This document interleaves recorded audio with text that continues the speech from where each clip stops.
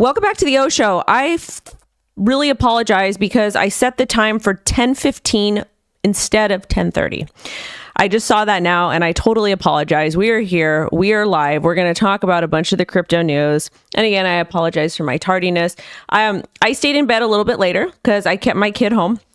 And the fun thing about being an adult is that you get to do kid stuff, but make it even cooler because you have money. Because like we have jobs and stuff.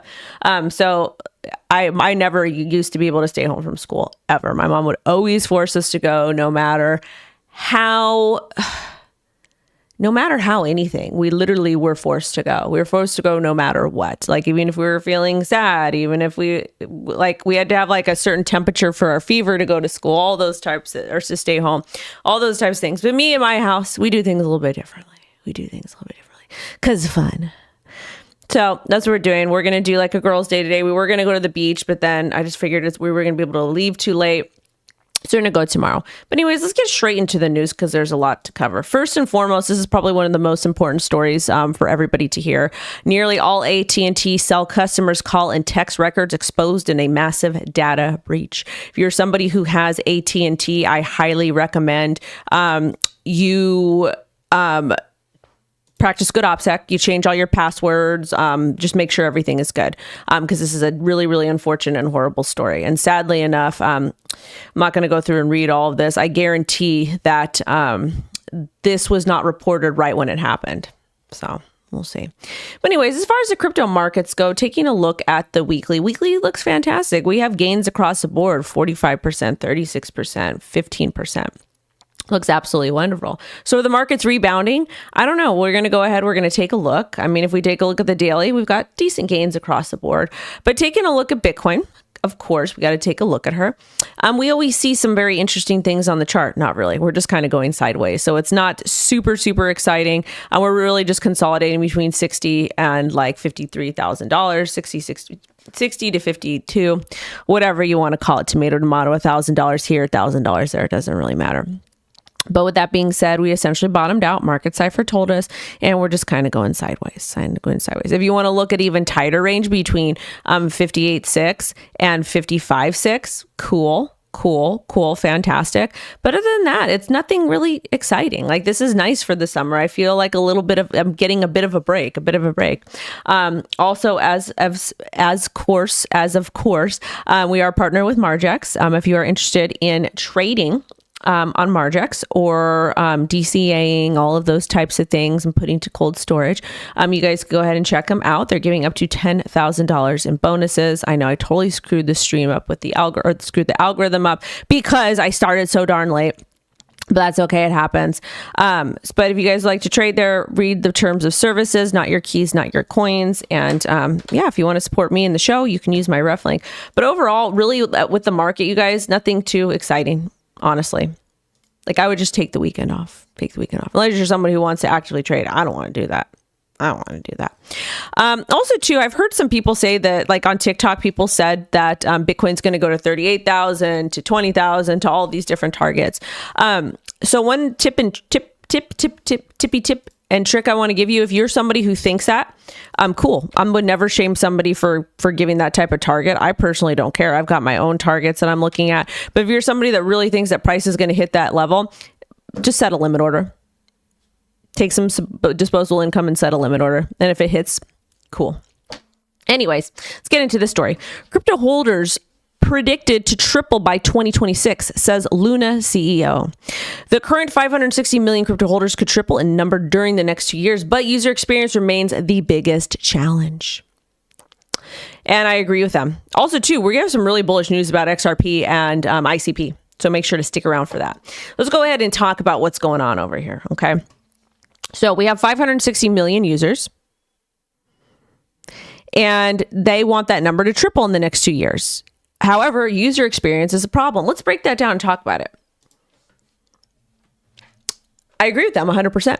The user experience in crypto is absolute trash. It is horrible. One of the biggest there's a couple things that I'll talk to you about. Number one, no customer service. No customer service. Even for the centralized exchanges, there's no real customer service. There's no number you can call. There's not really any type of help you can get. And that's problematic for people. People don't like that. People don't want their money they want to be able to have access to their money 24/7, 365. And you can do that with self-custody. But at the end of the day, most people aren't tech savvy enough to do it. They're not. And that's, it takes time. And even me, even if I send money, any time I send money from one address to the other, regardless if it's an exchange, to make a payment, whatever that is, I get nervous. Anything over $1,000, I get nervous.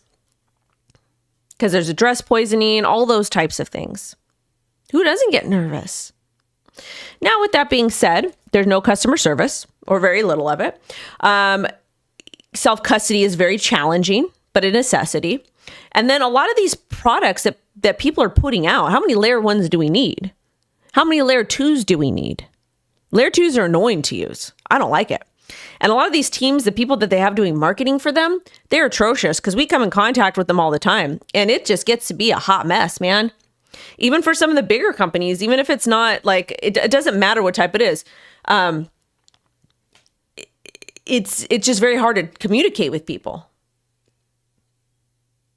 So I don't know who's doing marketing, those types of things, but there's a lot of broken aspects in crypto. It's really hard to onboard users. Like, you have to have something that's super easy to use that people are going to want to use. And this is something that I've been screaming about online since even a little bit before I started the show.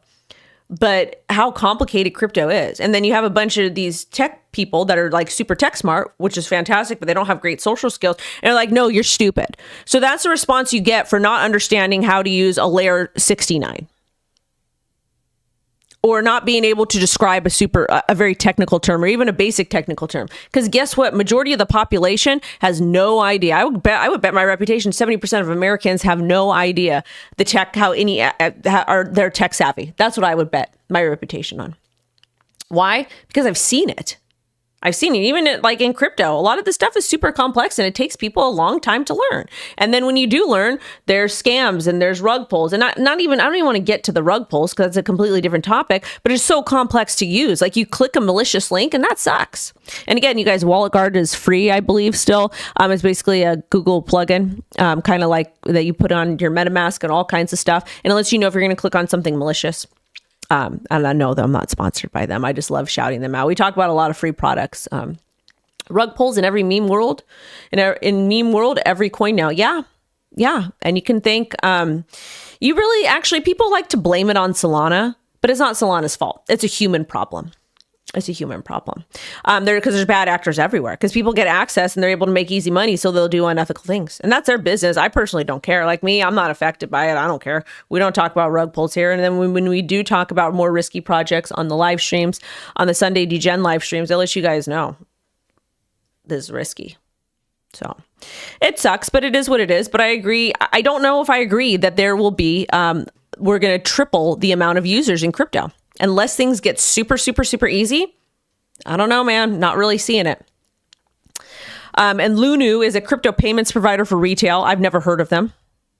But their predictions are based on current user growth. And they said that mass adoption depends on infrastructure, like major firms accepting crypto.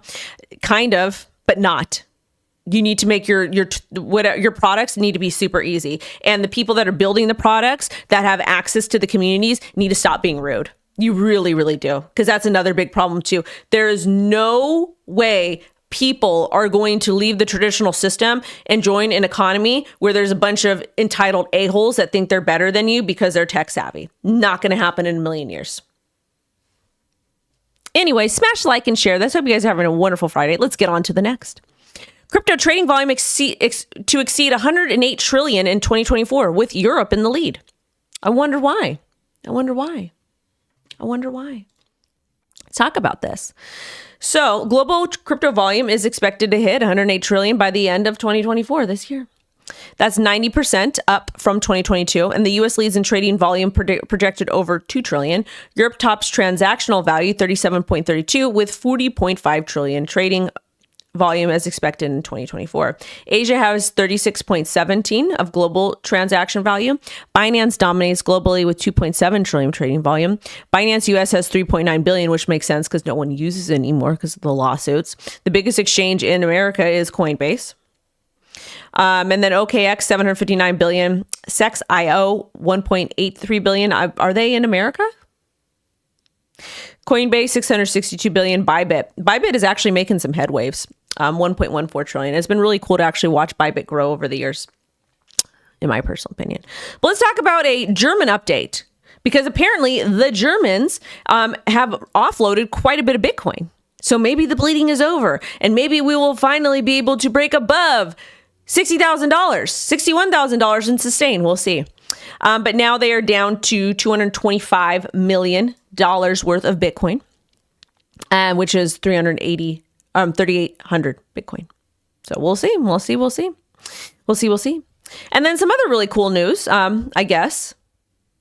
Well, this is from, oh wait, what is this? While Germany is selling their Bitcoin, El Salvador is buying more Bitcoin every day. So essentially, El Salvador, Mr. Bukele, has got, he's doing pretty good.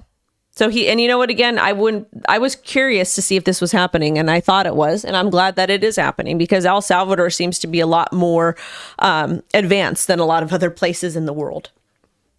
Maybe because they have a younger president. I don't know. How old is Mr. Bukele? Can someone in the chat look it up for me? Is President Bukele? Shout out to the Real Geek Square $2 super chat. Shout out to the 200 plus watching right now. 10 times your portfolio. I'm not. No. You have fun doing that. Yeah, I was busy. I was busy running.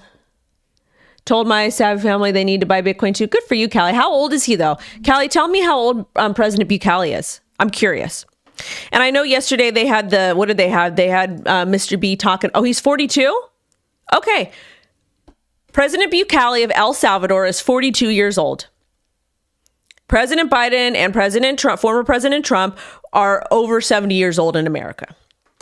No wonder El Salvador is making, no wonder El Salvador is making the types of choices they are, because it's a younger generation.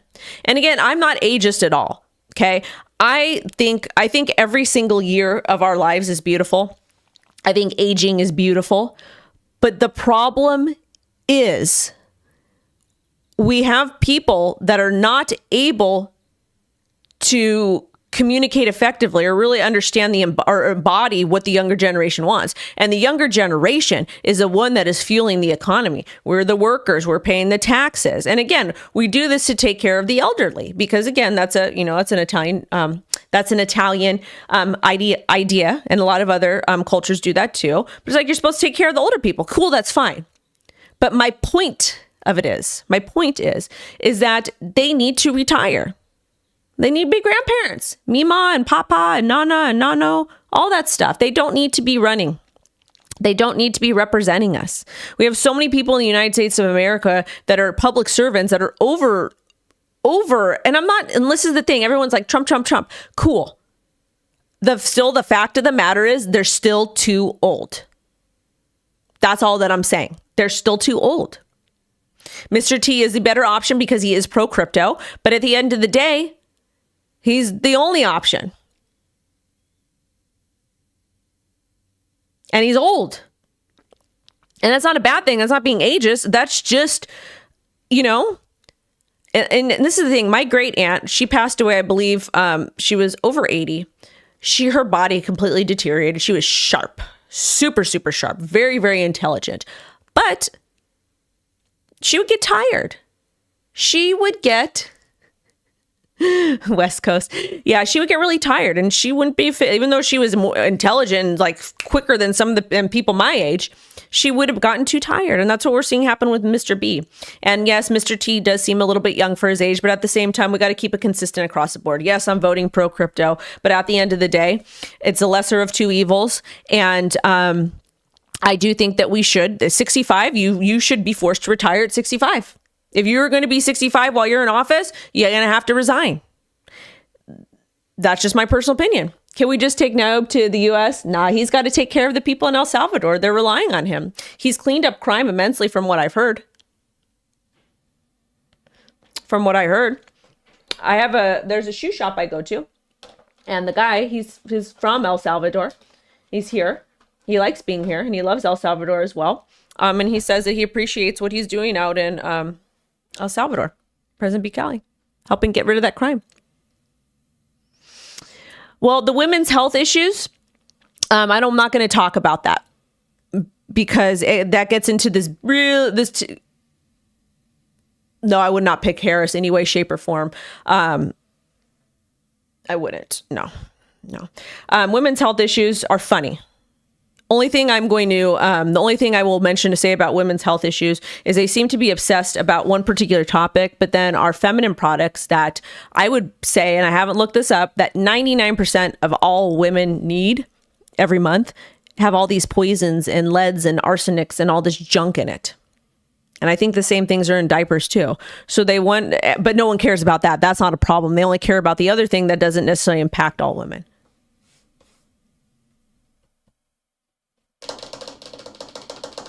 So that's all I'm going to say. Because to me as a woman, that's insulting. Anyway, so next, smash the like and share this. After the UK sold its gold between 1999 and 2002, the price of gold went up 600%. Shout out to Mr. Archie, Mr. Miss Archie. Germany selling Bitcoin will become an even bigger regret. And I agree with Archie here, 100%. And I love this account. You guys should follow them. They're great. But this is absolutely amazing. And I agree. I will go back and tell you a story. I bought the top of Bitcoin around 17,500 back, I believe in 2018, or maybe it was 2017. I don't remember. I held all the way down to like that $3,000, $4,000 area. I also liquidated my daughter's savings account and we got her Bitcoin. She's got some Bitcoin. And that's on cold storage. She could get that when she's 18. She could do whatever it is she wants to do with it. That Bitcoin was essentially bought under $10,000. I would say the average price probably about $5,000 to $7,000. She has out traded a lot of people just by holding Bitcoin. Anyways, so she's out traded Germany. Now let's talk about this. Spot Bitcoin ETF log, 79 million in net inflows. That means money's coming into the market, reaching the 5th consecutive day of positive inflows. BlackRock's IBIT-led inflows was 72 million. Good for them. So again, this just shows that the reason why we keep talking about the Bitcoin ETFs and the inflows is just shows that there's still interest and that's not going away. Now I want to talk about this really, really bullish news for both XRP and ICP. This is fantastic. I did a short for you guys yesterday. I did a ticky-tacky. I posted it all over social media, but we're going to cover it again today. This is great, and this comes from Mr. Brad Garlinghouse. CME is launching new reference rates and real-time indices for XRP and ICP. The new benchmarks will provide transparent pricing data to help investors accurately value their portfolios. They launch on July 29th. This is wonderful. This makes these two crypto assets a lot more people friendly, mass adoption friendly. So to me, this is good. To me, this legitimizes them more. I'm not telling you to buy at all. I'm simply talking to you about it because this is wonderful. It's fantastic. Again, XRP hit by the SEC, which sucked, but this is great news. And the fact that CME, a big TradFi fund or big TradFi entity out of Chicago that is affiliated with all these different big TradFi other firms, because everybody, it's a big old circle, Circle J. This is wonderful. So if you're holding these two, ICP or XRP, cool. Will price go up? I don't know if price is going to go up. It kind of depends. But this is freaking awesome. This is called fundamental news. And I don't think, actually, we'll just take a quick look at the chart since we're covering this story. Here we go. All right. So we got XRP. Did it do anything with price? Probably not. It did. We broke down. We had a little bit of a green candle over here. So that's good. Got a swing wick high to 47 cents. Cool. You should always try to chase red candles. All right, let's take a look at the ICP, the Internet's computer. See what happened? No price movement with ICP. So again, you guys, these are larger market caps, so they can take time to react. But that's bullish news. That is positive news. And this just goes to show you that eventually we're going to be trading. Eventually, the way that I see it playing out with all the ETFs, we're not going to have access to P2P transactions or trading on DEXs or exchanges as much anymore. We're going to be trading these as traditional financial products. Things are going to get interesting. And if you think about it with all the RWAs, especially coming from BlackRock and these other institutions, That's why people are saying this is the last run of crypto. But what do I know? I'm just a shock jock. Now let's talk a little bit about Iggy. So Iggy Azalea's Mother token jumps over 50% after partnering with DWF Labs. I am not invested in Mother. I am not endorsing it in any way because people are going to say, oh my God, you're allowing her on your platform. You're blah, blah, blah. No, this is a breaking news story. This is on CoinDesk. I think this is freaking awesome. Good for her. And I've talked about this. We've talked about some celebrities launching tokens properly. Thus far, it looks like Iggy Azalea is leading the way. I don't know what's going on with the Jenner stuff. We haven't had an update in that in a while. And then we've got Jason Derulo, which he seems to have good thoughts this time around. But this is the thing. You have to continue to prove yourself over time. But big shout out to Iggy for this. Like, I think this is wonderful. Her team is absolutely amazing. And I think that she's doing a great job. So DWF Labs is a market maker. There wasn't really any specific details, but the price did pump over to 4 cents on the announcement. And last month, Iggy hinted that Mother holders might be able to soon buy cell phones and plans from her new company, which would be interesting. And again, I do believe it is a Solana-based token. I don't own any, so I'm not like super in the loop. And I also like the whole celebrity thing. Cool. Happy for them. All right, so this is Miss Iggy here. The market cap is at 34.8 million. This is actually not a bad place to buy. This is the daily. I think this is the correct one. Don't get mad at me if it's not. But if this is it, this is actually not a bad place to buy. It's 3 cents right now. Yeah, it did hit 4 cents. Yeah, this is the right one. I don't know, $35 million market cap, a lot of holders, 25,000, which is pretty good. Not a whole lot of liquidity, but that'll be okay. I don't know. Wouldn't be a bad time for me. Not you. It looks like a lot of people are selling. A lot of people are selling. So I don't know if she does what she says she's going to do, who knows what's going to happen. But again, not endorsing. My business, not your business. Also, too, I wanted to give another shout out to Matera because we're talking about social stuff. But again, you guys, we're going to be updating every week so I can show you guys how many points I have. But basically, you get paid to post on socials. I'm earning from this and I am invested in the sale. But the homepage is going to be over here. Oh, wait, let me log in because I forgot to do that before the stream because I was a bit rushed. Over here. Where's the login? Come on. Here. Huh. Why is it not doing it? Anyways, I was supposed to tell y'all how we can, oh wait, am I doing it here? I'm already logged in, dudes. Let me see. Let's see. Oh, I got to log back in. And I'm not going to mess with my OPSEC over here. So I will show you guys a different time, a different day. Where's my login, man? Oh, you got to sign in with email. Yeah, we'll do this later. But anyways, they do have YouTube now, so I do need to connect that. And that's something I'll do probably Monday because I'm going to chill with Lo today. But again, like I'm very much into the SoFi platforms that you connect some stuff to, and then you earn tokens from posting. I like that. We've got the link below if you're interested in. It's completely free. Those are I'm interested in because Friend Tech did absolutely horrible. But again, it is what it is. I wanted to say hi in the chat really quick to all you beautiful people. Alpha says, I minted the dog PFP on Magic Eden when the market returns with BTC pump. I am speculating on these moving. He knows some stuff. Gamer, I'm having trouble with the Magic Eden wallet. I was trying to list one of my my ordinals and it won't let me. It's super annoying.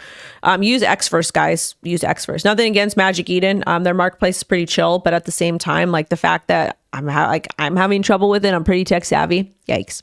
Anyway, smash the like and share this.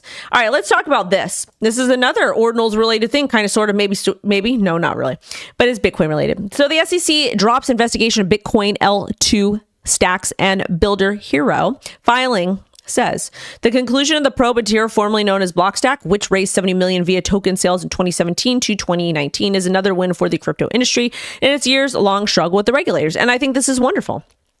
So they raised 70 million from their sales. But let's go ahead and read a little bit deeper. What did they do? The SEC investigated whether the stack's tokens initially sold as securities continued to be classified as such after Hero claimed its blockchain had become fully decentralized. SEC decided not to pursue enforcement action against them, although the company is not fully exonerated. So this is important here. The company is not fully exonerated. They probably will look at them later on down the road, but right now they're not going to. And I think that's another important thing. And I think I read also too that that this company, they actually went and they tried to register with the SEC. They tried to work with them and the SEC said no. So that's another problem. So if you actually show that you're trying to work with the SEC, they shouldn't come after you. But at the same time, that's not how the law works. But good for them. I'm glad. This is a mini victory for them. So shout out to them. Absolutely love to see it. Love to see it. Love to see it. Also, what's another up on the docket? All right. Now this. Miss Ellie says, is this the SEC realizing it needs to relax SAB 121 requirements when it comes to banks and brokerages? Reaction to Congress's campaign for change. SEC allows some exceptions to crypto accounting compliance.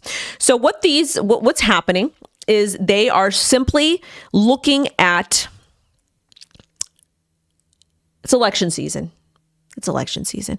So they're trying to pretend that they're being good when in reality they're not. And again, I don't trust any public servants any way, shape, or form. So the latest from the tidbits here are the SEC accepted a proposal allowing certain banks and brokerages to bypass balance sheet reporting of customers' crypto holdings under SAB 121. Institutions must protect customer assets in bankruptcy or failure and implement internal safeguards against legal risks. I'm with that. I think that's wonderful. I think it's wonderful. So basically what's happening here is the SEC is backpedaling a little bit. The reason why they're backpedaling is because they want to show that they're willing to work with people, but in reality, they're not. Because if they were, they would have a long time ago. So this is just typical politics over here. Okay. Also, too, the SEC has chosen to work with allies to give one-off approvals behind closed doors. What the SEC is doing now, according to the chair's own leak, is prudential regulation of banks, a scathing assessment of the SEC's backtracking on SAB 121. This may get drowned out by current events, but the SEC's SAB 121 out exemplifies the worst practices of the current SEC, and here's why. So this is a big, long thread, which we kind of discussed. And I'm not going to go through it because it's a little long read. But it's good to see the SEC essentially backpedaling at the same time, do you really trust them? And here are the key points. So SAB 121 requires banks to report crypto holdings as liabilities, which complicates their balance sheet and limits ability to offer crypto custody services. SEC's new guidance, which is the SEC is now allows some banks to bypass this reporting if they implement asset protection and internal safeguards. Guy's criticism of the SEC, alleged use of press leaks to control narrative, distract from criticism, approve exemptions on ad hoc basis, extend reversing the regulation, and the SEC seen intruding into areas traditionally managed by banking regulators, disrupting established practices. SAB 121 is criticized poor policy by many in the industry. I don't personally care either way. It's just a bunch of BS. It's all distractions. Now let's get into the next tidbit over here. Let's see. Judge surprised by Coinbase's subpoena request targeting SEC Chair Gensler, but not in a good way. This isn't good, so let's read it. All right. So Coinbase served Gensler with a subpoena for information on digital assets and crypto exchange registration. The SEC asked Judge to quash subpoena, calling it irrelevant and burdensome. Judge found Coinbase's justifications unconvincing and noted their credibility had been diminished. That's not good. Coinbase argued Gensler is a key figure in regulation and accused the SEC of obstructing the subpoena. The SEC argued the subpoena was too broad, including documents from before Gensler's tenure and improperly invaded Gensler's private life. I don't think so. The judge thought so, but I don't think so. Because if Gary is going to be pro-crypto behind closed doors, but then anti-crypto publicly, that's problematic. Coinbase does plan to continue pursuing the subpoena, and the filing is due Monday. It seems like they took a play out of XRP's book. So I don't know. I agree with them here. I think that they should. Because again, Gensler taught at MIT. Gensler was pro-crypto. He said that most of the cryptos were not securities, but now all of a sudden everything's a security. Anyways, I'm going to get going because me and Lo we got girl stuff to do. Thank you guys so much for watching. I'm going to drop a Margex tutorial for you later today, and then I'll be live this weekend around 10 a.m. But anyways, I hope you guys have a wonderful day. Thank you so much for the support, and I will catch you later. Bye-bye.